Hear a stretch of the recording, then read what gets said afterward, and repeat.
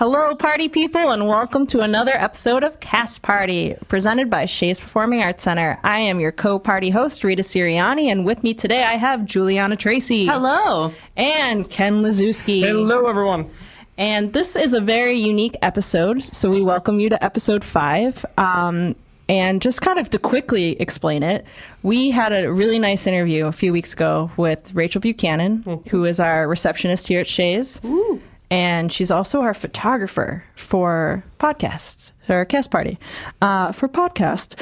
And which is named Cast Party. Which is called Cast Party. I think I'm still a host on it. Yes. As far as I know. Yes. We have not replaced you yet, though Rachel's audition was phenomenal. Spoiler in the interview. I think she's like interviewing to replace me. Yeah. Yeah, she was very successful at it. She did great. So this, yeah. What wasn't successful was the gain on my microphone. And so if you'll please excuse my microphone, it's not the best you'll ever hear it. We are kind of figuring out how to produce a podcast as we go. So that was definitely a learning curve. But yeah, so we wanted to reintroduce it, let you know that's what's going on, and let you know a little bit about Rachael. So Rachael, in addition to being a receptionist and a photographer, she's a fantastic artist here in the community. Mm-hmm. She wears many hats, and so it was really nice to get to know her a little bit more as both employees but friends, and also hopefully future collaborators. And an actor. Yes. In the theatre. Yes. Yes. Well said. Something rotten. Yes. Another spoiler. Sorry. Everybody just go listen to the rest of the episode for the interview. Yes. So with that in mind, I'm going to take it away, and we're going to introduce you all to Rachael Buchanan. Thanks for having me, guys. We just hit the clap button. Yes, We just hit the clap button. Oh, well, thank you for all the fake claps. Yes. Rachel, thank you for taking time out of your workday to come talk to us. Of course. Happy to be here. Rachel, how long have you been at Shea's now? About 3 years. Oh my gosh, that's right. You were here a year before me. Mm-hmm. Wow. Yeah. And 2 years before me. Yes. Ken's the newbie. I know. For those of you who don't know this, Rachael being on the show is her audition to replace me, everybody. So make sure you put hashtag don't replace Ken on the podcast. Vinny, go to bat for me, Vinny. I'm coming for your gig, Ken. I mean, Julianna, I can't believe Ken figured us out that we were using this as an opportunity to replace them. I know. I can't believe he caught it. You know, we had one blonde, just another. It's all right. I don't know what I'm saying anymore. So we thought, as we are continuing to make our way through the Cast Party, we would do some fun, at times, interviewing people, including our staff, about things Shea's, but also things not so Shea's. So kind of off the bat, Rachael, would you be cool just kind of sharing with our listeners like a little bit about your life outside of Shea's as a theater practitioner and photographer? Yeah. I think any artist likes to have their hands in a bunch of different things. I feel like I spread my creativity across many different mediums. I've been an actor since I was in like middle school. Been doing photography forever. I also like paint and things like that. I feel like where everyone's just looking for their creative outlets, I should say. Yeah, Rachael, you wear so many hats and you wear them so well. I'm obsessed with your photography Instagram page. Yes. Thanks. Yeah, I've been doing it since like middle school. It was something I just did. I took a class and I never stopped. So it's been really fun to exercise those muscles. Yeah, seriously. I mean, I know you did when Brian started, you did his headshot. Mm-hmm. You did my headshot. It looks so much better now that it is updated from 10 years ago. That's a tip. Everyone update your headshots. Necessary. Very necessary. Can you do my headshot, Rachael? Absolutely can. I don't trust you. You might break my camera. Absurd. That's absurd. This may truly be my last episode. No, I'm kidding. I mean, she's smoking you. I know. It's Julianna. Really? Cool off. No. Wow. Keep going. I kind of like it. It's great. I was going to ask you what you paint, but now I really don't care. No, I'm kidding. I really don't. You know, what do you paint? I feel like most of my art just focuses on people.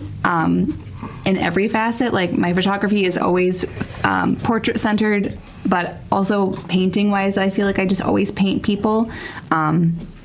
Or like I painted something for my fiance, like our first Christmas together, and it was like our hands reaching for each other. Oh, so cute. I know, it's gross. That's actually adorable, Kat. Man, you're gonna have to It's a spicy episode commission it, yeah. Yeah, can I pay you to do one of my wife and I's hands? Sure. But we're- Absolutely. You're welcome. I just saved you so much thought time. For Merry Brownie Christmas. points. Brownie Yeah. points, yes. Cool. So yeah. That's very nice. And so, Rachel, you started theater and photography in middle school. When you were looking at colleges, what kind of programs were you looking for specifically, do you think?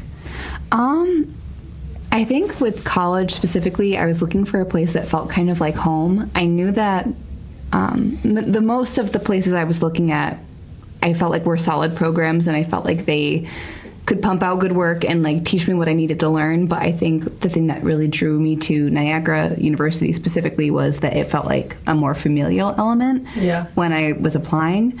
So yeah, it's finding somewhere that you'll be comfortable and you feel supported is important, I think, in that college audition process.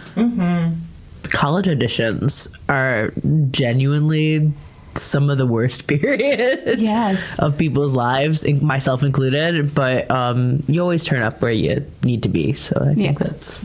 And it's expensive and it's exhausting, but I mean, it is a huge part of your education and life moving forward with it, so put you on the right path. Yeah. I think that's good what you noted too, like if it feels like home or like going with your gut, that's one of like the most important ways you can make a decision, especially about your education, I think, especially with theater, because theater is so vulnerable that you don't want to be somewhere that doesn't feel like a little bit like a home, I think. Yeah, absolutely. Can you say Niagara University one more time so we can charge them every time you say it? As a sponsor for the episode. No, I'm kidding. Can we charge them to pay back my student loans? Nope, can't do that. University, Niagara University. No, no. It's like Beetlejuice. Yeah, one more time, Father Mara's going to pop up. Yeah. Oh, God. Okay, so this podcast is called Cast Party.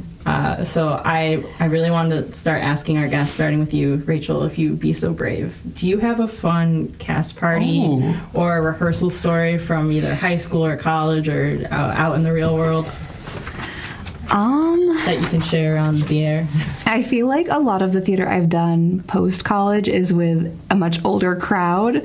So cast parties, like when you're in high school and college, are very like full of debauchery and fun, but then as you get older, That's awesome the way you frame it. as you get older, they're a little more like, oh, I want a glass of wine and some cheese. They get classier? They get a little classier. So Do they end earlier or later? Oh, earlier for sure. At bed by 8 kind of vibe? I'm definitely someone who likes to be in bed by like 9:30. So I appreciate the adult cast parties where you have fun, eat some good food, everyone brings a plate, and then you go home and go to sleep. I've just learned now that cast parties after dark are actually just very responsible and great ways to kind of go a see your cat early. But my college and high school days, I don't know if you want those stories. Those are a little more This crazy. is like the reverse of what I thought. Really? Well, you said like the cast party, like the one episode we said like in high school after like a 2-day run, everybody's like sobbing, like they've been together for like 3 weeks and like hugging each other. Like It's true. That's true. it's like the graduation song, like when we go, like that one song that they play. Yeah, go on, and everybody's like, I'll never see you again. Well, theater really brings you together, and that you create something from nothing. I don't know, I got So cut from my middle It gets school. really emotional. Yeah. I don't know. I think also maybe like in terms of the adult thing, like I mean in high school you're sobbing and crying because it's the end of something, and I know you'll see everyone every day, but for a lot of adults this is their career and they're used to ending one sure. thing and doing another, starting On up to the another, next. on to So the it's next. not as big of a- So it's not as big of a like a Band-Aid ripoff, because like after your high school show, realistically, unless you do like community theater, what are you Broadway? doing for the rest of the year? That's a good point. But yeah. Like, because I mean, when I was in high school, like I did one musical with high school, and then I would do one musical with my community theater group. Yeah. And they both took all year. So also you're getting like hyped, like Yes. oh my god, it's the week of the show. Like we're waiting for Guffman. It's the day of the show, y'all. Like What do you mean by like community theater compared to like Shea 710 or something? Like what's the I don't. So, I'll tell you a little bit about my specific theater community. I don't know if you guys did it growing up, but I grew up in West Seneca, and I did West Seneca Youth Theater. Shout out to them. and it was just like an after-school program. Oh, nice. So like on Sundays, my parents would drop me off literally at a community center, and we would work on for the whole year, like Bugsy Malone Jr., which is a great show and movie if you ever want to see it. And we would do it at a local middle school, and it would be all hands on deck amongst the community. So like your moms are making costumes, and your dads are driving you to rehearsal, and your aunts are giving you like the old things in their attic that you randomly need from the magical 1920s. Like, so that's kind of what I mean about community. Sure. But that's great vibe. That's all. Yeah, that's like an all hands on deck kind of feel. That's very cool. Yeah, I'm very fortunate to have that environment growing up, and I feel like it is a big reason why I stayed in theater. Because Rachael, Julianna, tell me if you guys are feeling similarly. But when you have a good environment to like kind of cultivate or like curate your passion or interest in theater in a safe space like that, it causes it to blossom in really big ways. Absolutely. Yeah, for sure. I definitely feel that. You have to go where you feel encouraged and supported, and that makes it better. If you are in an environment where you're not feeling that, there's so much theater out there, go find it. Yeah, that's a good point too. Find your people, find the shows that speak to you. Obviously, sometimes when you're auditioning, it feels like you can't make choices, but I think that that's important to remember. If you're applying for a job or if you're applying for a role, like, go with your gut. Choose what feels good. Yeah. Auditions are just job interviews at the end of the day. Yes. I know that's like sounds crazy because like some of you may know because some of you are actors listening to it. Like it feels like it's a giant performance because you're going in there and singing. But at the end of the day, you're applying for a job. So it's also if the room feels right to you too, because it could be that like you get the part, but the director or like the room doesn't feel right. So you have the option to say no to things. Yeah. Sure. Yeah. And I always think about like what's for you will not pass you by. So if you're meant for Holy, something, say that. if That's you're nice. if Oh, my a show temple, is I like can't right write it for down. you, you'll know. Yeah. So I mean, kind of going on a tangent off of that, like Rachael, what to you would be? I know Something Rotten was a bit of a dream role for you, if I'm remembering correctly. Are there other dream roles on your to-do list as you kind of continue on? I feel like I'm at a point in my life now where my type is changing a little bit. I was trying to go for those like leading lady parts, and now I'm on the cusp of 30.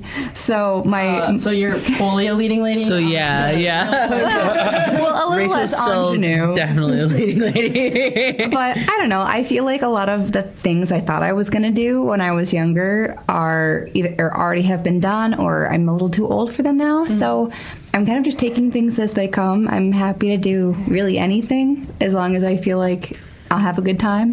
Guys, cast her, please. No, I'm just kidding. I mean, I will say I love Shakespeare a lot. So any big Shakespeare roles, like I'd love to dive back into Rosalind or Viola and different shows like that. So those are still on there. That's right. Rachael, you did something kind of out of pocket, which was really cool. You did an all-female identifying production of Hamlet, and you were Laertes? Yes, I was. That is so cool. Was that a nice change-up for you? Yeah, I feel like in Buffalo it's hard because there's not that much Shakespeare out there. It's basically like Delaware Park, which is awesome. Yeah. And they do so much for the community. And then there's a smattering of other ones throughout the year if you're lucky. Yeah. So doing an all-female Hamlet was really fun. The Brazen-Faced Varlets are a great company. They're female-led, and they wanted to do an all-female Hamlet, and it was just a really great experience. I mean, talking about like being in the room with like people that like make you feel safe, that sounds like one of the most safe creative places to be with Hamlet. Oh, absolutely. And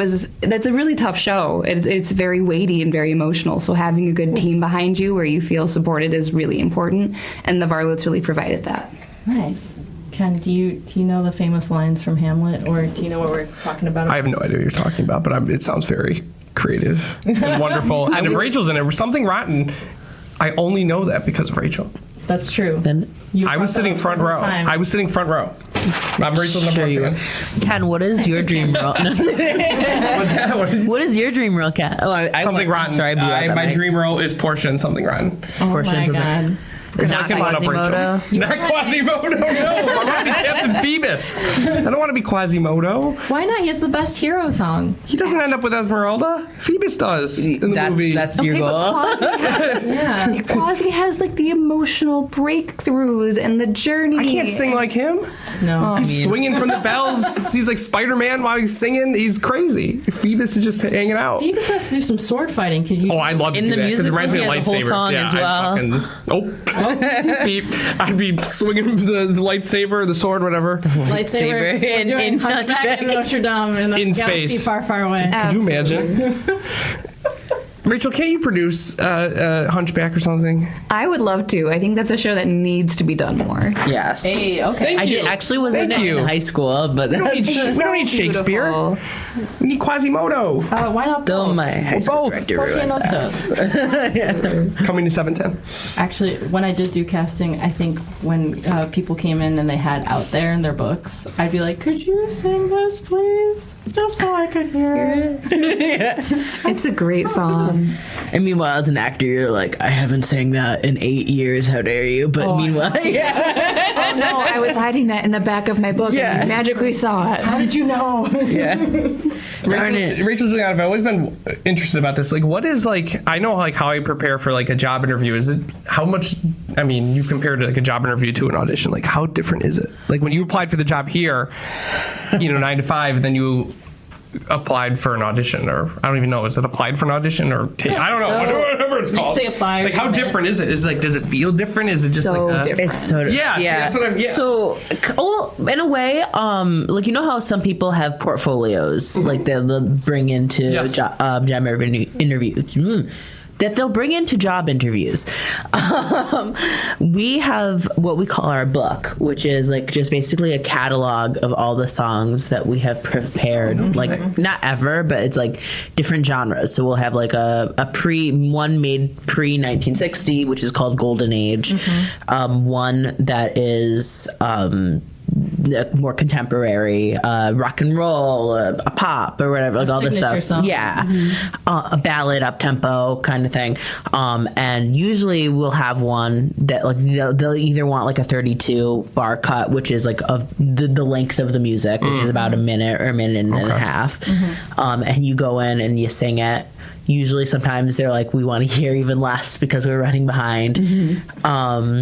So make your 16 bar cut just as good as your 32. Yes. Nothing worse than when the audition monitor says, all right, everyone, it goes from 32 to 16 now, please. Oh my God. I went to one audition and I won't name names, but they were told us to prepare 2 32s. And then they're like, actually, we just need 1 16 bar cut. So that wasn't even So- cut in half. That was like cut in half twice. Yeah, and then, there's some I've heard people who have had an 8 bar cut, and one girl literally just like held out a note because sometimes the note is 8 bars, so she just held out the note and was like, "Thank you." I'll see myself out now. Thank you very much. There was a time we were auditioning folks for Shrek in the ensemble, and Shrek has like a bunch of different fun roles in the ensemble. I had to give one of our actresses that we were auditioning a very small cut of the little bluebird that explodes and that too. Cheap, cheap, cheap, cheap, cheap, cheap, cheap, cheap. Yeah. And we were like, can you just take that? We'll give you 10 minutes and then come back in. And I think that was like a solid 16 bars that this girl just had to randomly improvise and hit that high note. And then we're like, all right, thank you. That's all. And like, she was like, yeah, no problem. I do tricks. That'll be extra. Your tricks, right? Party tricks. We gave her the gift, but I was like, this is Amazing. one of the weirdest like sides I've ever given someone on the fly. I think theater is not almost, it definitely is more vulnerable than a job interview because you can go into a job interview and you can be just yourself and present yourself in the best light that you can, but it's ultimately just a conversation about what you can bring to the table. In theater, you have to show up warmed up, knowing your material. Yeah. I think more prep goes into auditions than it does into a job interview almost because you have to be so on the ball with everything, and you have to not only be like personable and show them like who you are, but also present in the moment exactly what you bring to the table. So I feel like it's more stressful than a job interview. And it is vulnerable because at the end of the day, you are your instrument. If that's weird, I don't know how to explain that. Sure, Like, that's well said. Like violinists can go into an orchestra audition, and like if their violin like messes up or something, like, or the string pops, so that's the violin. It's not on the. I mean, it is on the person playing the violin, but at the end of the day, the violin did that, not the person. For you, like if you mess up in your audition singing or doing your monologue or dancing, sometimes it could be taken like you can take it personally, which is not the advice. Don't do that. But because it is solely you, I completely agree. Yeah. Wow, yeah, that's And then, insightful. like, for one sure. thing I feel like crosses over between an interview and an audition is one thing that you might not realize is being observed or considered is like when you walk in, how are you treating your audition monitor? Are you saying hello, how are you? Or are you maybe reflecting a bad day that isn't their fault? Or when you walk into the audition room, how are you working with your accompanist? Are you communicating with them, or are you just throwing them your binder and hoping for the best? So there's things like that too that I feel like even with a dance call, it's not necessarily you hitting every single part of that routine, but it's like how you learn the routine as well. So those are things too that I just don't even think we realize are being considered when auditioning and when we're interviewing, are those little things there that make a huge difference. Yeah. I like that term, audition monitor. Audition monitor? Yeah. is that a new word? That's Audition- not the word. I know, but That's not the word that I have written down, but I can't I keep explain wanting that you on to the be fly. like casting director or the director, but you keep saying audition monitor. So- and I think of like a screen. No. Like, I'm thinking of like a screen that says like counts down or something. So that's what your impression of an audition monitor is. Well, is a monitor screen. sounds like a monitor. Okay. Yeah. Like a screen that's, Yeah. So it's a people. yeah, it's a person. The audition. Yeah, the audition monitor is usually the person that you like go to be like, hey, I'm here, sign me up, coach, kind of thing, and they'll like lead you into the audition. They're usually the one if they know your name or like you tell them your name, they'll be like, hi everyone, this is Julianna Tracy, this is Rachel, like whatever. When you go into your audition, so you don't have to do that. Like They might slate for you. yeah. Did my what? They might slate for you. Remember from, was it last episode we talked about slating, which is when you introduce yourself in an audition? Hi, my name Yes. is Ken Lazuski. Yeah. Hi, I'm Rita. I will be singing out there from but they also Out there. Sorry. that was decent. I got cut really from, good. again, let me remind the audience, I was cut from The Lion King or whatever show I was in. Probably shouldn't At St. be in Greg's. the line. It wasn't, I don't know what it was, but I got cut. So Ken, if I was that director, now I'm on a podcast. I would have hired you to be the giant rock, Pride Rock, So a non-speaking role. a non-speaking. Thank you very much. And non-facing.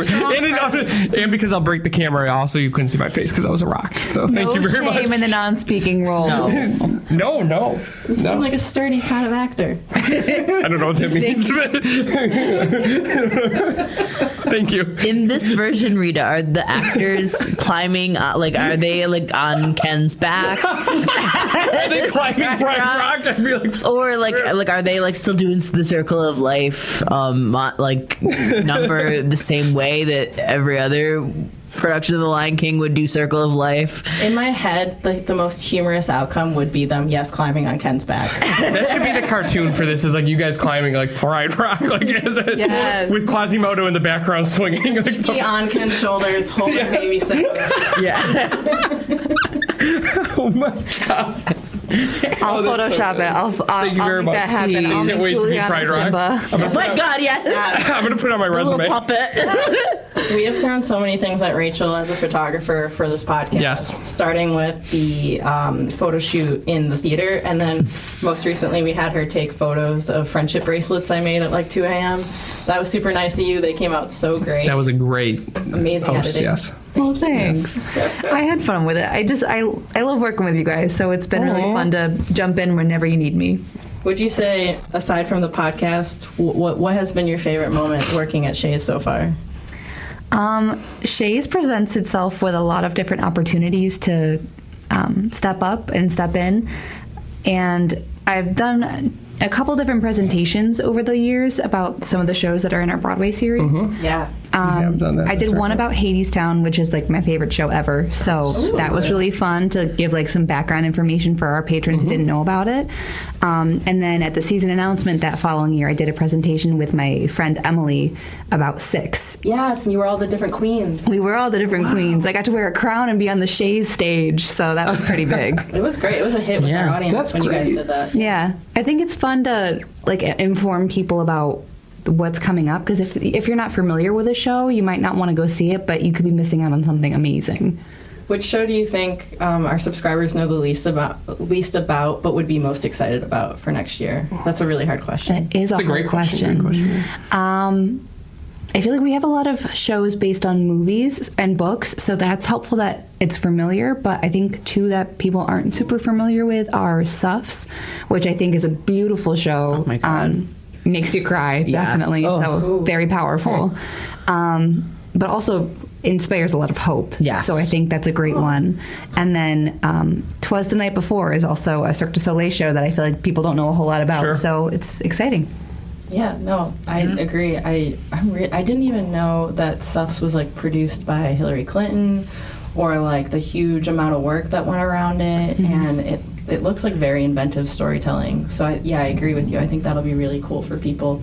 And then Cirque, I mean, I have never been to Cirque. I know people who like follow Cirque about, like they go to those shows. So I'm kind of curious to see what the hype is about as well, for sure. Yeah, I think it'll be a new experience because it's not something we've had it in our season for a little bit. Right. So Yeah. No, yeah, agreed. And it'll be just pretty because all the one of my friends from the study abroad program, she was in a Cirque show because she's an amazing violinist, and I hope she doesn't mind me speaking on her behalf. She does. But she posted on Instagram one of her shots from her Cirque contract, and she's floating in the air on a harness with my a God. beautiful dress that is running all the way down to the floor, and she's playing Christmas song, or I don't think they're Christmas songs, but she's playing like a little Christmas angel in the air. And I was like, oh, that is like just a beautiful stage picture. yeah, Well, I think it's all about spectacle, so it's fun. Yeah. Well, you've now spoiled my entrance when we do the live recording of Cast Party, because I was going to drop down from the ceiling with the violin. What was it, Linda? Like the let us Yep. speak. The live episode recording, something to look forward to. I was going to drop down from the ceiling or into the trap door from Wicked on our stage. Oh, we just saw that the other day. Yeah. Yes. Yeah. But I want to do some type of acrobatic entrance. Yeah. Since I'm You're training a sturdy actor, according to Rita. You are a sturdy actor. Whatever that means again. I feel like Ken, you'd be a great Glinda as well, but I do think you would lose out the role to I thought you were going to say tree this time. So. Oh, Glinda's a dream. We love Miss Glinda. Who? Glinda. Glinda the Good Witch. Yes. You lost that role out to Rachel in I the did. casting. Yeah. And I am wearing something pink, fun. so it's You are, only as I right. say. Yes. Actually, well, that's another important thing for casting. If you're auditioning, just like you would wear a nice interview outfit, you kind of your audition outfit sometimes, if you can kind of evoke the character without rolling up in full costume, that's always a nice creative way to That's show a your good stuff point, and your too. knowledge. Rita was in casting, right? So you know this. This is all like the inside scoop kind of stuff. There's little like bits here and there that I've clocked, but Julianna and Rachel being the actual practitioners and the ones actors. going in, they're the folks I would listen to more so. I could have used these audition tips in 5th grade. We can't. I did not. We can't go back in time, though. Back to the Future's coming. If I can find. Back to the Future's coming. Speaking of going back in time, boom. Where are you Wow. going with that, Ken? Just a plug. Just going out there. See what if you want to keep it in, go ahead. Keep it in. If not, whatever. Coming to end of June. Okay, really quick. I have a couple of quick fire round questions I want to ask Rachel, but I also want to shout out that Rachel and Julianna, and Ken, you as well, but like Rachel specifically has done a lot for the Centennial this year, and one thing that she like spearheaded was we have our own like Centennial coffee blend with Rachael. Tipico Coffee, and it's all thanks to Rachael. And I can't wait to buy a bag, and people can still buy merch and bags of coffee from literally you at the box office at Shea's. Yes, absolutely. The coffee is my favorite thing. I drink it every morning, actually, because it's that good. And I love our friends at Tipico. I love everything that they're about and how they're very ethical in their sourcing of the coffee, and they're just great humans, and they make great coffee. So Can you remind me of their storefront? Which town are they in right now? it's down on Elmwood. Yep, it's on, it's right by on Mr. Yep. Goodbar, I think. Yep. Yep. It's on Elmwood. Right there. And it's their food is also really good, so stop by. I You love it also there. purchase a bag, I believe, in their storefront. Maybe we just do a podcast episode at Tipico and we get the Centennial blend and lunch. What? Yeah. Oh my God. I'm just making this thing now. That's awesome. Yeah, definitely come see Rachael and buy a bag of coffee. Quick fire round for you, Rachael. Just see what you answer with very quickly, if that's cool with you. Yeah. All right, really quick. Dream show to work on. Midsummer Night's Dream. Pre-show ritual. Warming up. Very good. Favorite line from a musical that you've delivered or just that exists? That's a tough one. I hadn't even thought about that one. Oh no. All right, moving on. It's like Family Feud. You have 10, you're out. No, I'm kidding. Sorry. Pass. Pass. Yeah, that's it. That's what they do. Pass. Ghostlight. Spooky or just tradition? Tradition, not spooky at all. What? Ooh. Okay, we'll come For the back. Halloween Pass. episode. Backstage snack of choice. Watermelon Sour Patch Kids. Yes. Excellent choice. That's amazing. Yes, correct. Yeah. Stage left or stage right? Stage left. I agree. I don't know why. It just feels right. It does. Favorite person on Cast Party podcast? Rita, because she's my boss. Yes. That's brown nosing. That's actually negative points. No, she's the best employee ever, and that was the test to show that. So there. But Rita's also just really cool. So sorry, Ken. I'll give you And her she was promotion after this. And you're what? promoted into Ken's role. Rachel's not you now. Amazing. Thank you all for the 4-episode run I had here. Rachel, you are our first person that we interviewed. Thank you so much. Beyond just obviously me being your boss, I just really love talking to you in general. I find you to be such like a wealth of knowledge, especially about the arts and the community, and getting a chance to talk to you and Julianna and Ken about a little bit more about behind the scenes has been really nice. So thank you so much. Thanks for having me, guys. Thank It's you. been awesome. Absolutely. And Rachel's in the front, so if you're ever here at the box office, say hi. She's a wonderful person. She's a terrific actor. I will one day see her in something that can back that up. But from what You better. from what everybody tells me, she's a wonderful colleague and a great person. So thank you for coming on the show. Thanks, guys. Okay, some quick campus shout outs. So we have another special engagement from Gallagher. Ain't Too Proud, The Lives and Times of the Temptations. This is such a fun show. It is May 30th through June 1st. Is that jukebox musical? I believe it is. I almost said diabetic, but what's the diet? Julianna, Diegetic?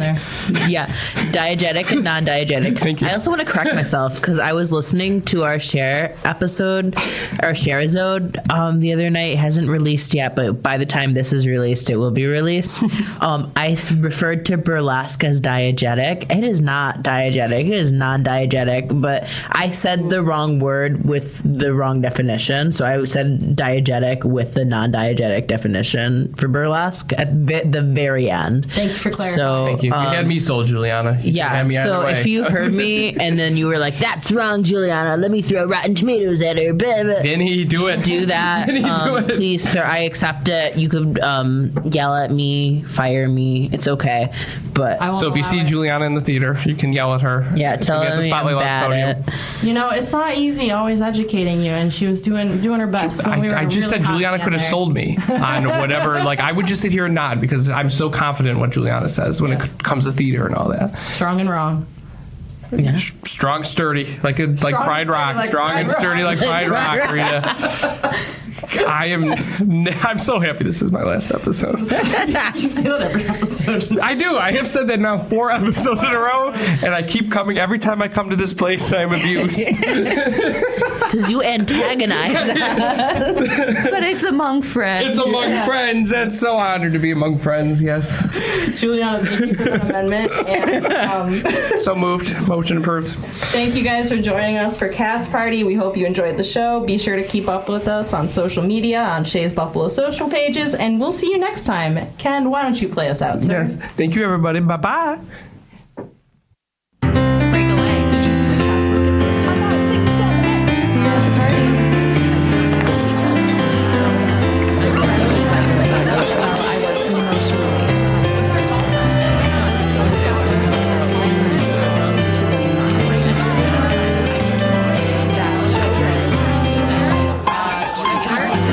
Bravo. It sounded so good.